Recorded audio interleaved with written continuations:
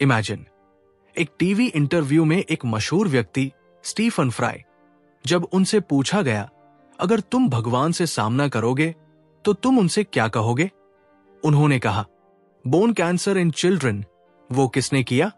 ये कैसी दुनिया है जिसमें मासूमों को इतनी पीड़ा दी गई? एक साधारण सवाल, पर एक ऐसी चुनौती जिसने ये सवाल खड़ा किया, अगर कोई शक्ति है तो वो इतनी बेतरह दुनिया क्यों बनाई? यही वही सवाल है जिसे डेविड ह्यूम ने सदियों पहले पूछा, और उसकी किताब the natural history of religion उसी सवाल पर अपनी सफर का उत्तर देती है। बहुत से लोग कहते हैं धर्म को छोड़ दो, भगवान नहीं है। कुछ कहते हैं भगवान है पर हम नहीं जान सकते। पर ह्यूम ने एक और रास्ता खोजा। उसने कहा कि ये जो भगवान और धर्म की कहानियां हैं, वो हमें अपने ही मन, डर और इमेजिनेशन ने दी है। आज हम इस सफर पर चलेंगे। कैसे इंसान ने पहले डर से देवता बनाए, कैसे धर्मों ने आकार लिया, और आखिर में ह्यूम का व्हाट्स द रियल स्टोरी क्या है।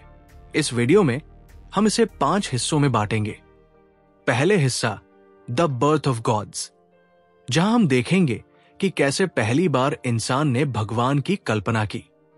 तो चलिए शुरुआत करते हैं उस अंधेरे दिन से जब मानव ने पहली बार कहा, यहां कुछ शक्तियां हैं और मैं उन्हें नाम दूंगा। Chapter 1, the birth of gods. हजारों करोड़ साल पहले ये पृथ्वी बनी, पत्थरों का गोला, आग और लावा से भरा हुआ। करोड़ों साल बाद समंदर बने, फिर जमीन, फिर पेड़ पौधे, और फिर लगभग 3 लाख साल पहले इस धरती पर इंसान नाम का जीव खड़ा हुआ। शुरुआत में वो नंगे पैर जंगलों में दौड़ता था, शिकार करता था और आग से डरकर भाग जाता था। लेकिन धीरे धीरे उसने सोचना शुरू किया। सोचने का मतलब सिर्फ शिकार कहा है ये नहीं, बल्कि ऐसे सवाल कि ये सूरज रोज उगता और डूबता क्यों है? ये आसमान से बिजली क्यों गिरती है? रात को चमकते तारे आखिर है क्या? जैसे जैसे इंसान का दिमाग बढ़ा, वैसे वैसे सवाल भी बढ़े, पर जवाब नहीं मिले। और जब इंसान को जवाब नहीं मिलता तो वो डरने लगता है। डर से निकलने का सबसे आसान तरीका क्या है? किसी अदृश्य ताकत को जिम्मेदार ठहरा देना। जब अफ्रीका की धरती पर पहली सभ्यताएं बनी, वहां लोग मानते थे कि बारिश किसी आत्मा के आदेश से आती है। अगर बारिश नहीं हुई तो आत्मा नाराज है। यही सोच इजिप्ट तक पहुंची। नील नदी अगर हर साल बह जाती तो अच्छी फसल, और अगर नहीं बही तो अकाल। तो उन्होंने नील नदी को देवी बना दिया, मंदिर खड़े किए, बलिदान दिए, ताकि नदी खुश रहे। भारत में गंगा को मां मान लिया गया। क्यों? क्योंकि उसका पानी जीवन देता था। लोग नहीं जानते थे कि पानी का वैज्ञानिक कारण क्या है, पर इतना जानते थे कि गंगा के बिना जीवन अधूरा है। तो आसान तरीका था उसे देवी बना दो। सोचिए, अगर कल से गंगा सूख जाए तो आज भी करोड़ों लोग यही मानेंगे कि ये किसी दैवी शक्ति की नाराजगी है। यूरोप में ग्रीक लोग हर चीज के लिए अलग देवता बना बैठे। बिजली कड़कती तो ज़ूस, समुद्र में तूफान उठे तो पोसेडन, और अगर प्यार में पड़ गए तो एफ्रोडाइट। यानी इंसान ने जितनी समस्याएं देखी, उतने ही देवता पैदा कर दिए। ये एक तरह का देसी जुगाड़ था, हर सवाल का एक भगवान। लेकिन सवाल सिर्फ मौसम और प्रकृति तक नहीं रुके। बीमारी आई तो लोग नहीं समझ पाए कि ये शरीर के अंदर छिपे छोटे कीड़े यानी बैक्टीरिया की वजह से है। तो उन्होंने मान लिया कि कोई शैतान शरीर में घुस गया है। अफ्रीका के कई गांवों में आज भी बीमार आदमी को चुड़ैल की करामात मानकर उसकी बलि दी जाती है। मध्यकालीन यूरोप में प्लेग फैला तो कहा गया कि ये भगवान की सजा है, और हजारों यहूदियों को जहर फैलाने का दोष देकर जिंदा जला दिया गया। असलियत बस एक बीमारी। लेकिन इंसान को यह स्वीकार करना मुश्किल था कि वो इतना लाचार है, इसलिए किसी ऊपरी ताकत को जिम्मेदार ठहराना आसान था। अब आप सोचिए, जब पहली बार किसी इंसान ने आसमान की ओर देखकर कहा होगा, ये सूरज शायद कोई देवता है। क्या उसने कल्पना भी की होगी कि यही ख्याल हजारों साल बाद मंदिरों, गिरजाघरों और मस्जिदों की नींव रखेगा? शायद नहीं, पर हुआ यही। इंसान का दिमाग डर, अनजान घटनाओं और कल्पनाओं से भरा हुआ था, और वहीं से धर्म की पहली नींव पड़ी। लेकिन कहानी यही नहीं रुकती। एक बार इंसान ने देवता बनाने की आदत पकड़ ली, तो फिर वो किसी एक देवता से कैसे संतुष्ट रहता? हर जरूरत, हर डर, हर ख्वाहिश के लिए उसने नया देवता गढ़ लिया। आज हम जिस दौर को पॉलीथेइज्म यानी कई देवताओं का युग कहते हैं, उसकी शुरुआत यहीं से हुई। तो सवाल यह है कि जब हर चीज के लिए देवता बन चुके थे, बारिश का, युद्ध का, प्रेम का, मृत्यु का, तो फिर धीरे धीरे ये विचार कैसे उठा कि नहीं, असल में तो एक ही बड़ा भगवान है जो सबको चला रहा है। अगर सबके अपने अपने देवता थे, तो इंसान को एक ही सर्वशक्तिमान भगवान की जरूरत क्यों पड़ी? यही सवाल हमें अगले हिस्से की तरफ ले जाता है। Chapter 2, many faces of faith. इंसान ने जब एक बार भगवान बनाने की आदत पकड़ ली, तो फिर वो कहाँ रुकने वाला था? अगर बारिश का भगवान है, तो क्यों ना हवा का भी हो? अगर बीमारी किसी शैतान की वजह से आती है, तो क्यों ना उस शैतान को भी एक नाम दे दिया जाए? इंसान के लिए ये खेल अब आसान हो गया था। हर नई समस्या का एक नया देवता। जैसे किसी दुकान में हर सामान की अलग अलग कैटेगरी होती है, वैसे ही उनके दिमाग में भगवान भी कैटेगरीवार रखे जाने लगे। ग्रीक सभ्यता का जरा ख्याल कीजिए। वहां तो मानो भगवानों की पूरी सरकार चल रही थी। जूस आसमान और बिजली का राजा, पोसेडन समुद्र का मालिक, हेरा शादी और परिवार की देखरेख करने वाली, आर्स युद्ध का मंत्री और डायनाइसस शराब और नशे का ठेकेदार। ग्रीस के लोग जब नशे में धुत होकर देवताओं की पूजा करते, तो उन्हें लगता था कि ये भगवान भी उनके साथ जश्न मना रहे हैं। यानी इंसान ने अपने हर शौक और डर को किसी न किसी देवता के माथे पर डाल दिया। मिस्र में तो हाल और भी दिलचस्प था। वहां बिल्ली को पवित्र मानकर देवी बना दिया गया। क्यों? क्योंकि बिल्ली चूहों को पकड़ती थी और अनाज को बचाती थी। एक साधारण पालतू जानवर, लेकिन जब लोगों को उसमें फायदा दिखा तो वो देवी बन गई। सोचिए, अगर किसी इंसान ने तब ये कहा होता कि असलियत यह है कि चूहा बिल्ली से डरता है, इसमें कोई दिव्यता नहीं है, तो शायद उसे ही गुनहगार मानकर पत्थरों से मार दिया जाता। भारत में भी हर गांव, हर क्षेत्र का अपना अपना देवता था। कहीं कोई पेड़ पवित्र मान लिया गया, तो कहीं किसी पत्थर को भगवान बना दिया गया। यहां तक कि कुछ जनजातियों में आज भी बिजली गिरने को उस इलाके की आत्माओं की नाराजगी माना जाता है। लोगों का भरोसा इतना गहरा था कि अगर किसी घर पर बिजली गिरी, तो पूरा गांव उस परिवार को दोषी मानकर बहिष्कृत कर देता। ये था डर और आस्था का मेल। लेकिन ये सिर्फ डर तक सीमित नहीं था। इंसान की ख्वाहिशें भी देवता बनाने लगी। रोम में वीनूस प्रेम और सौंदर्य की देवी थी। युद्ध में जीतने के लिए मार्स की पूजा होती थी। यानी इंसान ने सिर्फ अपने डर को ही नहीं, बल्कि अपनी लालसाओं को भी भगवान का चेहरा दे दिया। किसी को प्यार चाहिए था तो वो मंदिर गया, किसी को फसल चाहिए थी तो वो बलि चढ़ाने गया, और अगर किसी राजा को युद्ध जीतना था तो वो पूरे राज्य से प्रार्थना करवाता। ये एक तरह की धार्मिक राजनीति थी, जहां भगवान इंसानों की इच्छाओं के एजेंट बन गए थे। इस दौर में धर्म और त्योहार भी जुड़ गए। हर साल अलग अलग देवताओं के नाम पर उत्सव होते, शराब बहती, नाच गाना होता, बलि चढ़ाई जाती। ये न सिर्फ धार्मिक आस्था बल्कि सामाजिक एकजुटता का भी तरीका था। लोगों को लगता था कि वो अकेले नहीं हैं, बल्कि उनके साथ देवता भी खड़े हैं, और यही भरोसा, यही सामूहिक भावना सभ्यता को टिकाए रखती थी। पर सवाल ये उठता है कि इतने सारे देवताओं के बीच एक आम इंसान कैसे तय करता कि किसकी सुननी है? मान लीजिए एक नाविक समुद्र में जा रहा है, उसे पोसेडन को खुश करना है, लेकिन उसी सफर में जूस की नाराजगी से भी बचना है। अब क्या करे? किसकी पूजा करे? किसे बलि चढ़ाए? ये कंफ्यूजन धीरे धीरे बढ़ता गया। लोग सोचने लगे, अगर सच में कोई एक सबसे बड़ा भगवान हो जो सबको कंट्रोल करता हो तो मामला कितना आसान हो जाएगा। और यही सोच इंसान को अगले बड़े मोड़ की तरफ ले गई, जब लोगों ने सवाल उठाया, क्या सच में ये छोटे छोटे देवता ही असली हैं या इनके ऊपर कोई एक है जो सबको चला रहा है। यानी अब कहानी मोड़ ले रही थी पॉलीथेइज्म से मोनोथीज्म की तरफ। Chapter 3, the one above all. इतिहास के एक मोड़ पर इंसान ने महसूस किया कि इतने सारे देवता रखना उतना आसान नहीं है जितना उसने सोचा था।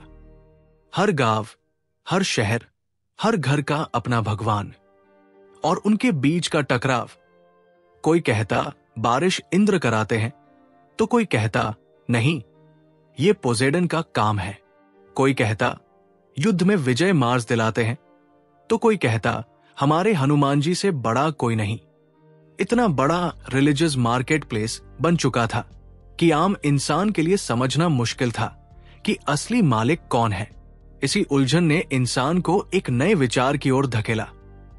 क्या हो अगर ये सब छोटे मोटे देवता सिर्फ एजेंट है और असल में एक ही बड़ा भगवान है जो पूरे ब्रह्मांड को चला रहा है। ये विचार इतना लुभावना था कि धीरे धीरे कई सभ्यताओं में पकड़ बनाने लगा। मिस्र में अखेंते नाम का फ्राओ आया जिसने कहा, अब कई देवता नहीं होंगे, सिर्फ एक ही देवता होगा, एटन, सूर्य की शक्ति। उसने सारे मंदिर तोड़वाए और सिर्फ एक भगवान की पूजा का आदेश दिया। हालांकि उसके मरते ही लोग फिर अपने पुराने देवताओं पर लौट आए। लेकिन दुनिया ने पहली बार एक राजा को देखा जिसने वन गॉड का सपना दिखाया। फिर ये विचार यहूदियों के बीच पनपा। उन्होंने कहा, हमारा एक ही भगवान है, यहोवे, और वही पूरे ब्रह्मांड का मालिक है। बाद में ईसाई धर्म ने उसी यहोवे को आगे बढ़ाया और कहा उसका बेटा जीसस धरती पर आया था। इस्लाम ने कहा नहीं, भगवान का कोई बेटा नहीं, बस अल्लाह है और वही अंतिम है। यानी धीरे धीरे इंसान ने यह तय कर लिया कि सैकड़ों देवताओं की भीड़ में से सिर्फ एक को बचाना है। भारत में भी ये बदलाव अपने तरीके से आया। यहां भक्ति आंदोलन ने कहा, सैकड़ों देवी देवता क्यों, असल में तो सब एक ही है, बस नाम अलग अलग है। कबीर ने गाया, कंकर पत्थर जोड़ के मस्जिद लाई बनाए, ता चढ़ी मुल्ला बांग दे, बहरा हुआ खुदाए। यानी इंसान का ध्यान धीरे धीरे इस बात पर जाने लगा कि असल ताकत शायद किसी एक में है, न कि टुकड़ों में। लेकिन ध्यान दीजिए, ये सब बदलाव अचानक इसलिए नहीं हुआ कि इंसान को सच्चाई मिल गई थी। असली वजह थी कंट्रोल। जितने ज्यादा देवता उतना ज्यादा कंफ्यूजन। और अगर कोई राजा या पुजारी जनता को कंट्रोल करना चाहता था तो उसके लिए आसान था, सबको एक ही भगवान के नाम पर जोड़ दो। तब पूजा पाठ, नियम कानून, टैक्स और पापुण्य का सिस्टम एकदम सीधा हो जाता।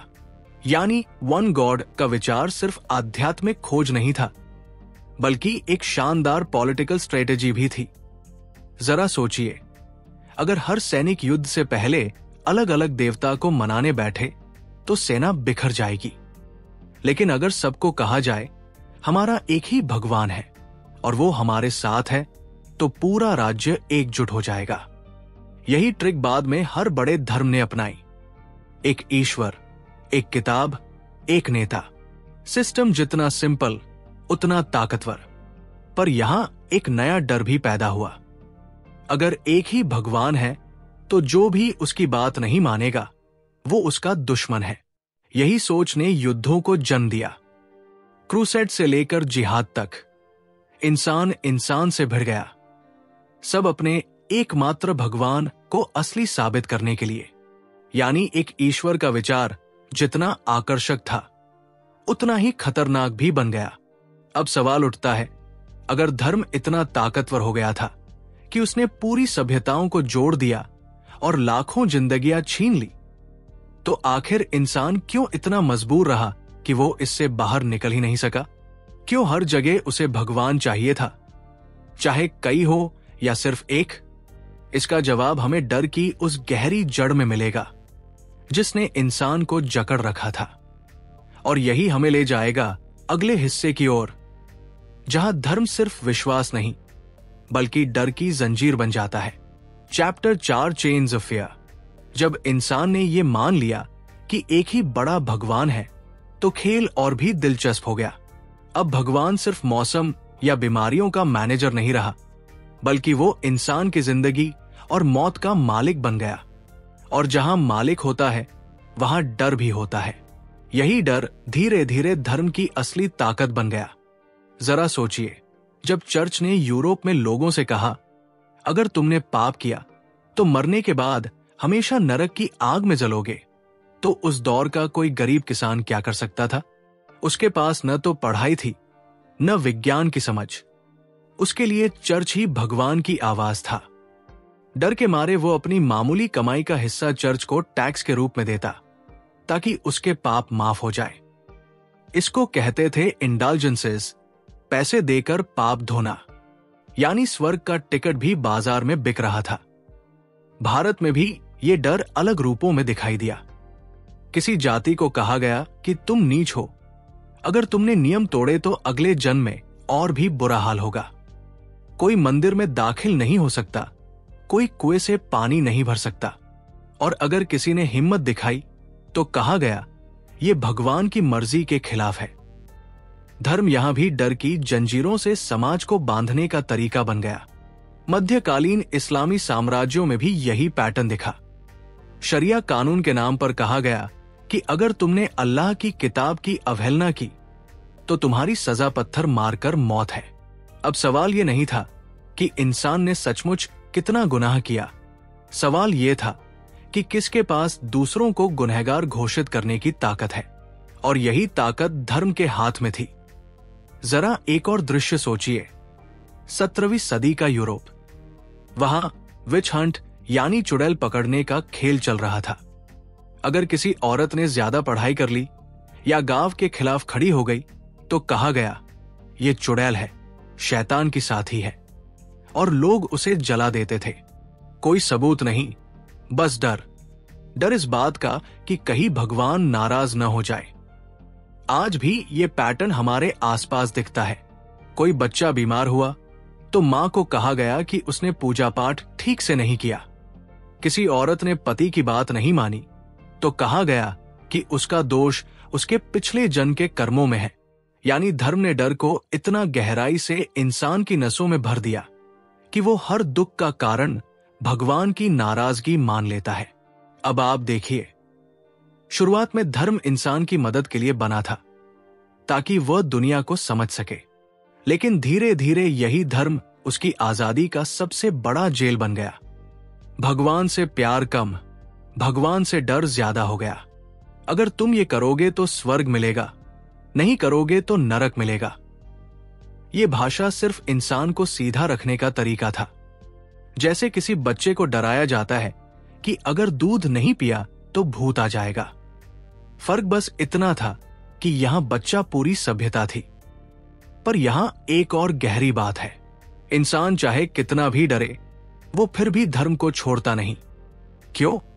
क्योंकि ये डर अकेला नहीं आता, इसके साथ आता है उम्मीद कि अगर हम भगवान को खुश करेंगे तो शायद हमें मौत के बाद भी जीवन मिलेगा, शायद हमारी आत्मा अमर हो जाएगी। यही सोच इंसान को धर्म की जंजीरों में कैद रखती है और यही हमें इस कहानी के अंतिम मोड़ तक ले जाती है। अब सवाल यह है, अगर धर्म डर से पैदा हुआ और डर से ही फलता फूलता है तो आखिर इंसान इस जाल में क्यों बना रहा? और असल में धर्म की कहानी हमें इंसान की कहानी के बारे में क्या बताती है? यही जवाब हमें मिलेगा अगले और आखिरी हिस्से में, chapter 5 the human story of religion. अगर हम इस पूरी यात्रा को पीछे मुड़कर देखें तो तस्वीर साफ हो जाती है। शुरुआत हुई थी उस मासूम इंसान से जो जंगल में खड़ा होकर बिजली गिरते देखता था और डर के मारे कहता था कोई ऊपर से गुस्सा कर रहा है। वहां से हम गुजरे उन सभ्यताओं तक जिन्होंने हर डर और हर ख्वाहिश का एक अलग भगवान गढ़ लिया। फिर इंसान ने कहा नहीं, सब झंझट छोड़ो, असल मालिक तो एक ही है। और वहीं से शुरू हुआ धर्म का सबसे ताकतवर चेहरा, डर और कंट्रोल का खेल। लेकिन कहानी यही खत्म नहीं होती। ह्यूम का कहना था कि धर्म आसमान से नहीं उतरा, वो इंसान ने खुद बनाया। और बनाया क्यों? क्योंकि इंसान को अपनी छोटी सी जिंदगी में बहुत बड़े सवालों का सामना करना पड़ा। मैं कौन हूं? मैं क्यों हूं? मरने के बाद क्या होगा? और जब इंसान को इन सवालों का जवाब विज्ञान से नहीं मिला, तो उसने अपनी कल्पना से कहानी गढ़ ली और उसे नाम दिया भगवान। और यही वो जगह है जहां मुझे याद आती है एक और किताब, the denial of death by Ernest Becker. Becker कहता है कि इंसान का सबसे बड़ा डर भगवान नहीं, बल्कि मौत है। और धर्म हो या सभ्यता, ज्यादातर चीजें उसी डर को शांत करने के लिए बनाई गई। इस किताब में हम गहराई से समझेंगे कि इंसान मौत को झूठा साबित करने के लिए कैसी कैसी चालें चलता है। लेकिन वो सफर अगली बार। फिलहाल वापस चलते हैं ह्यूम की दुनिया में। जरा सोचिए, मिस्र के राजा ने क्यों पिरामिड बनाए? क्या उसे सच में लगता था कि मरने के बाद उसकी आत्मा उन मकबरों से किसी और दुनिया में जाएगी? हां, उसे यही लगता था, क्योंकि उसके लिए मरना मतलब सब खत्म हो जाना। यह मानना बहुत मुश्किल था। उसी तरह चीन में आज भी पूर्वजों की आत्माओं को खाना और शराब चढ़ाया जाता है, क्योंकि वहां के लोग मानते हैं कि मरने वाले कभी पूरी तरह मरते नहीं, वो बस दूसरी दुनिया में चले जाते हैं। ये इंसान की वही जरूरत है, मौत को झूठा साबित करने की कोशिश। अमेरिका में आज भी लाखों लोग ये मानते हैं कि धरती सिर्फ कुछ हजार साल पुरानी है और भगवान ने इसे 6 दिन में बनाया। हालांकि विज्ञान ने साफ कर दिया है कि धरती अरबों साल पुरानी है। लेकिन धर्म ने एक चीज इंसान को दी, यकीन। और कभी कभी इंसान सच से ज्यादा उस यकीन को चुनता है जो उसे सुकून देता है। ह्यूम की सबसे बड़ी बात यही थी कि धर्म इंसान की रचना है, इंसान धर्म की रचना नहीं। इंसान ने डर से भगवान बनाया और फिर भगवान ने इंसान को कैद कर लिया। इंसान ने आशा से स्वर्ग की कल्पना की और फिर उसी स्वर्ग के नाम पर युद्ध लड़े। धर्म इंसान की कमजोरी का सबूत भी है और उसकी ताकत का भी। कमजोरी इसलिए कि उसने सच को नहीं संभाला और कहानियों का सहारा लिया। ताकत इसलिए कि उन कहानियों ने सभ्यताओं को जोड़े रखा, लाखों लोगों को एक ही झंडे के नीचे खड़ा कर दिया। अब जरा ठहर कर सोचिए, अगर कल सुबह पूरी दुनिया जागे और तय कर ले कि अब कोई भगवान नहीं है, कोई स्वर्गनरक नहीं है, तो इंसान की जिंदगी कैसी होगी? शायद बहुत लोग खालीपन महसूस करेंगे, क्योंकि धर्म सिर्फ आस्था नहीं, ये हमारी मानसिक खुराक भी है। जैसे किसी बच्चे को सोने के लिए लोरी चाहिए, वैसे ही इंसान को जीने के लिए भगवान की कहानी चाहिए। तो ह्यूम की किताब हमें यही सिखाती है कि धर्म की असली कहानी भगवान की नहीं, बल्कि इंसान की है। ये कहानी है हमारे डर की, हमारी इच्छाओं की, हमारी राजनीति की और हमारी कल्पना की। भगवान बाहर कहीं आसमान में नहीं बैठा, वो हमारे दिमाग के अंदर बैठा है।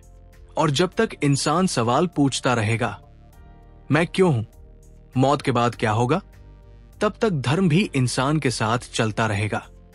अब सवाल यह है, अगर धर्म इंसान का बनाया हुआ है, तो क्या हम कभी उससे पूरी तरह आजाद हो पाएंगे?